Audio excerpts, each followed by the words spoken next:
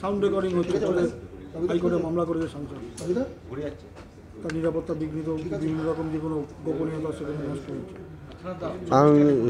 এটা কবে লাগানো হয়েছে? সেই সাংসদ তো ভালো বলতে পারবে কবে লাগানো হয়েছে। সম্প্রতি লাগানো যে তিনি যখন বিজেপিতে যোগদান করেছেন তারপর থেকে সম্প্রতি এটা লাগানো হতে পারে না, আইদার এটা পুলিশ প্রশাসন লাগিয়েছে অথবা মিউনিসিপ্যালিটি লাগিয়েছে। ও পুলিশ প্রশাসনের তরফ থেকে যদি এটা লাগানো হয়ে থাকে তাহলে নিশ্চিতভাবে পুলিশ প্রশাসনের কোনো ব্যাপার আছে। আর আমি জানি না ডেটটা বললে সুবিধা হতো, কোন ডেটে লাগিয়েছে। আজকে তিনি অভিযোগ এতদিন তো তিনি ওই নিরাপত্তা বলয়ের মধ্যেই ছিলেন। আর তার মজদুর ভবনে যখন তিনি প্রচুর রাউডিজম করছিলেন, প্রচুর ক্রিমিনাল মজদুর ভবনে ছিল, এখনও প্রচুর ক্রিমিনাল মজদুর ভবনে থাকে। স্বাভাবিকভাবে প্রশাসন তো নিরাপত্তার ব্যবস্থা করার জন্য সব জায়গাতেই সিসি ক্যামেরা লাগিয়েছে, এখানেও লাগিয়েছে। এখন কোথায় রাস্তায় লাগালে ওনার মজদুর ভবনের সমস্যা কোথায়?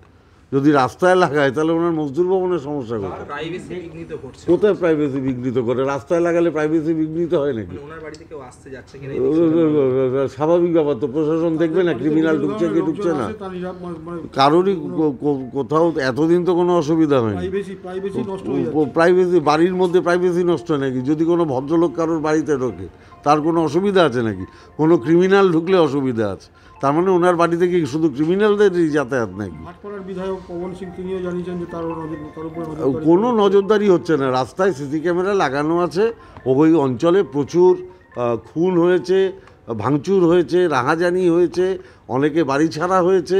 স্বাভাবিকভাবে আইনশৃঙ্খলা ঠিক রাখতে গেলে পুলিশ প্রশাসন সদর্থক ভূমিকা নিয়েছে। পুলিশ এগুলো করাচ্ছে, পুলিশ প্রশাসন। এরপরে যদি ভিকি যাদব মার্ডার হয়ে গেল তখন তো বলেছিল সামান্য ঘটনা, এটা কোনো ব্যাপারই না। পরে তো দেখা গেল ওর ভাইপো জড়িত। বিজেপি আসার পরে, বিজেপিতে যোগদানের পরে না না, এগুলো পুলিশ প্রশাসন অনেক আগে থেকে লাগানো, অনেক আগে থেকে। এটা আজকের কথা না, 2019-এর পর থেকে এখানে লাগানো। ওটা 2019-এর পরে লাগানো, তারপরে 2022-এ আবার তৃণমূলে এলো। তখন ওর মনে হয়নি এত সিসি ক্যামেরা কেন আছে। হাইকোর্টে মামলা হয়েছে। হ্যাঁ, এবার বিচারপতি যা বলবেন তাই হবে। হ্যাঁ, হাইকোর্টের বিচারপতির উপরে আমি কথা বলতে যাবো না। চলো।